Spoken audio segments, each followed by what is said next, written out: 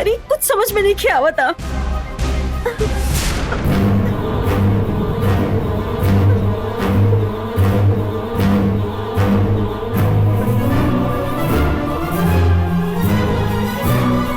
संध्या,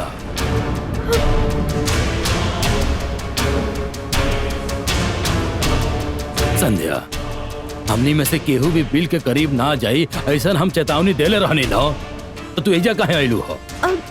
हम अंदर के नागिन कैसे दिखत रही वो देखे आइल रहनी। देखा बेटी, हमार बात ध्यान से सुना। तोहार माई बाप हमनी का भरोसे ये छोड़ के चल गई बाड़े। अगर तोहरा कुछ हो गई तो हम का जवाब दे उनकरा के? हाँ बतावा। तोहार और मूर्ति के शादी धूमधाम से होए के चाहिए, यही खातिर तोहरा से केहू के दिल ना टूटे, ये तोहार जिम्मेदारी है। तू इतना बेफिक्र कैसे हो सकेलू? बेटी, माधवी उन नागिन के बिल में कैद कैले बाड़ी। तू एकरा पास जाकर अपन जान के खतरे में मत डली हो।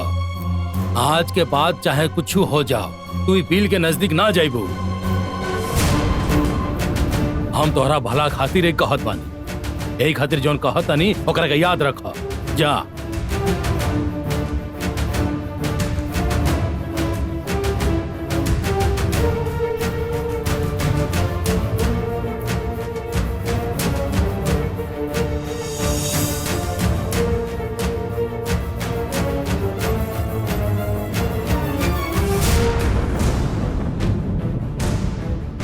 इस संध्या के बर्ताव कुछ अलग बा।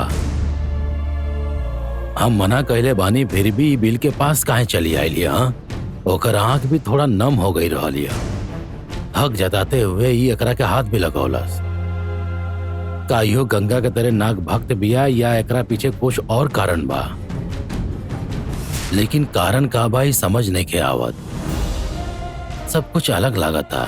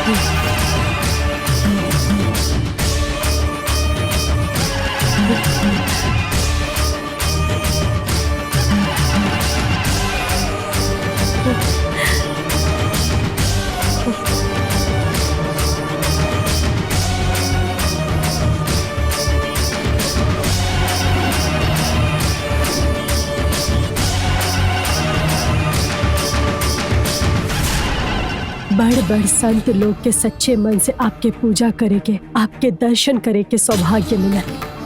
आज जब आप हमके दर्शन देहनी था, हम आपके धन्यवाद कैसे करी समझ में नहीं आवत। अगर आपके आशीर्वाद ना मिले तो हम अपन गांव में कोनो मामूली लड़की के तरह घर और खेत में काम करके आपन गुजारा कर रहा होती,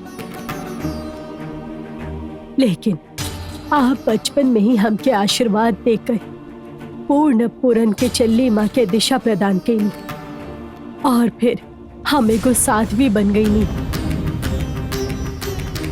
पार्वतीपुरम में वन देवी के अस्तित्व बा और उन्हें आपके बनायल काल चक्र भी बा।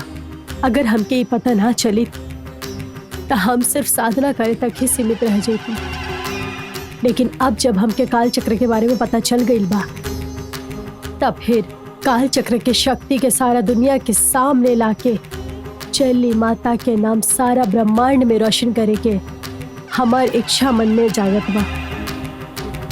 वो काल चक्र के वहां से वो राजशेखर चुरा ले रहे और ओकरा से वो काल चक्र हासिल करे खातिर हम हर कोशिश कईनी, लेकिन वो राजशेखर माधवी के शिव शक्ति के दम पर वो काल चक्र हमके देवे से मना कर देहलस। वो माधवी के नंदिनी के मदद से खत्म कर देहनी तो राजशेखर से काल चक्र हासिल करे में कोई अड़चन ना हुई, लेकिन ओकरा खातिर नंदिनी के वो बिल से बाहर निकाले के जरूरी बा। लेकिन वो माधवी के मंत्र बंधन के आगे हमार शक्ति कम पड़ रहा बा। ओकर मंत्र बंधन के तोड़ सकी आप इतना शक्ति हमके दे दी। वो माधवी के हम हरा सकी हमके इतना शक्ति देवे खातिर आपके स्वयं हमरा सामने प्रकट होके ही के पड़ी। माँ सामने आके दर्शन दी, माधवी से हमके ज्यादा शक्तिशाली बनाई। सप्त कन्या हरी चूरी धारी जटाधारी कपालिनी मणि मंदिरी शेगरी रुद्रानंद मोहिनी पष्ट पावन नेत्रहीन। आपके रूप के वर्णन सुने के बाद हम चकित हो गए रही। आज आप ए रूप में दर्शन देके हमके पूरा तरह से कृतार्थ कर दी हमके दर्शन दी हमके शक्ति दी। ओ दिन शेनाईगी के सामने जब हम आपके आवाहन के लिए रहनी तब प्रकट ना भईनी। आज हम आपके चरण में आके श्रद्धा से आपसे कुछ मांगतनी, फिर भी आप प्रकट ना भईनी। कि कैसन न्याय बा माँ। ओ दिन शेनाईगी के सामने जब हम आपके आवाहन के लिए रहनी तब प्रकट ना भईनी।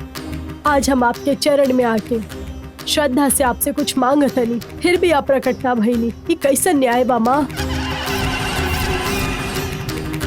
हम आज तक सच्चा मन से आपकर कितना पूजा कईनी, आपके विभूति धारण कर आज हम क्यों कर फल दी।